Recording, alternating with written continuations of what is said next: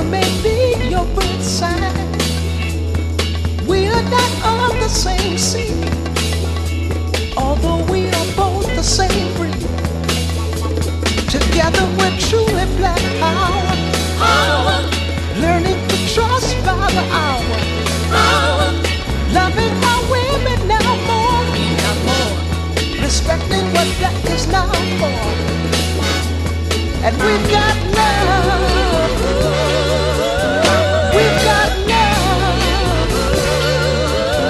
we've got love, we've got love, we've got love, we've got love. Oh, sister of mine, I'm glad we both think it's now time to really show what we can do. Improving the pride is now true.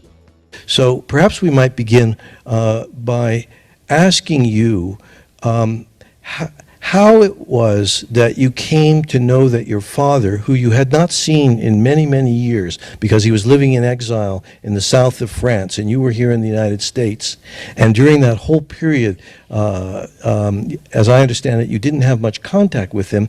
How did you learn that he had begun to write and indeed had even completed this book? And what did he say to you with respect to urging you to find a home for it?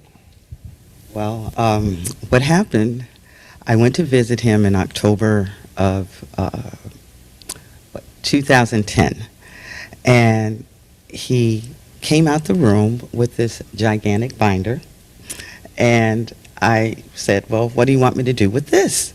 And he goes, read it. And I'm like, okay. And so I open it up, and it's his memoirs of his time of the Panthers.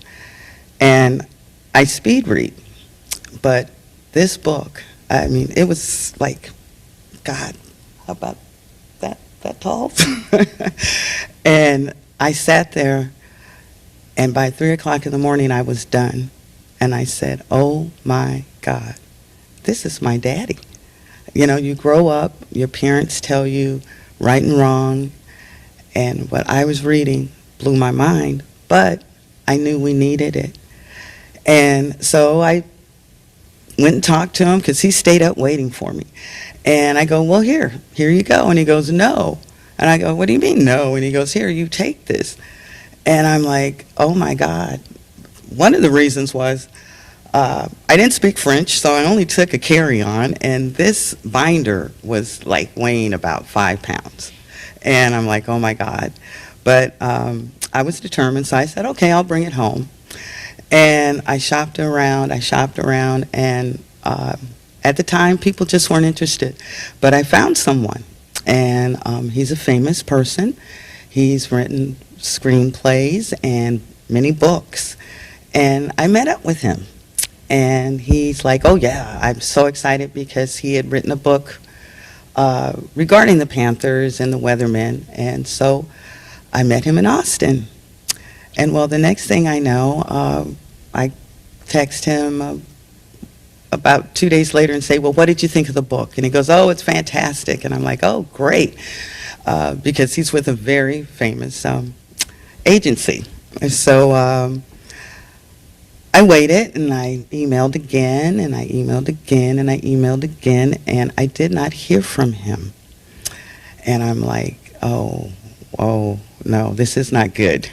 And so about 2 months passed, and I couldn't sleep anymore. And I have a girlfriend that works for a very famous law firm. And I said, would you take my book, because they do pro bono work, they get people off of death row. And I said, would you throw it in? And what happened was the head of the firm, John Kecker, came down, and they said it was like Moses when the seas parted. And he goes, I'll take that. And well, he took my book. He wrote a letter to the gentleman, and within 7 days, I got my book back. And the first thing in the letter that John received was, oh, your reputation precedes you. So I was not worried. I got my book back. And what happened, He had written a book, John, and his attorney, Liz Hess, knew Steve. And she, in turn, gave it to Steve. And, well, here we are. Sister of mine, I'm glad we both think it's now time to really show what we can do. Improving black pride is now true. At last we've outgrown of the tongue, devoted more time in the song. And then I began to hear about a group over in Oakland called the Black Panthers with guns. I didn't know anything about them, didn't know what they were talking about, but the word started going around a little bit. And finally there was an article in the San Francisco Examiner at the time showed a picture of Huey Newton standing up there with a gun. I know that was mind-blowing seeing that. So I started asking around, but nobody knew nothing about him, didn't know what it was. And then finally one day I walked into the job and somebody gave me the San Francisco Chronicle, and there on the front page was a photograph of all the niggas at the state capitol with guns. You know. Well, I didn't know what I was going to do, but I wanted to find them dudes with them guns. Because to me, with all the violence that blacks had been suffering from all this time, the idea of standing up and saying, we don't want no more of that. If you shoot at us, we're going to shoot back. That appealed to me. But I still didn't want anybody. But finally, I ran across a couple of young bloods that knew one person that was there in San Francisco that was part of the Panther Party. That was Emory Douglas. So we found somebody that knew him to get him to come and talk to us and whatnot. And we started buying Panther paper and studying that and everything. And so happened the first issue we got our hands on was one where there was an essay by Huey Newton talking about the correct handling of a revolution. And for us there in San Francisco, not knowing anybody, not really being into it, we didn't feel worthy of being in their company. We felt we put them in such high esteem, so we started trying to organize and learn a little bit amongst ourselves what was going on. And then by that time, Newark was breaking out, Detroit. We felt like the war and the revolution was on, and we was behind time, so we was working to catch up. And we wasn't going to go over there and meet with those people in Oakland until we felt like we deserved to be in their company. But in the meantime, through our relationship with Emory, we got Huey to come and talk to our group, and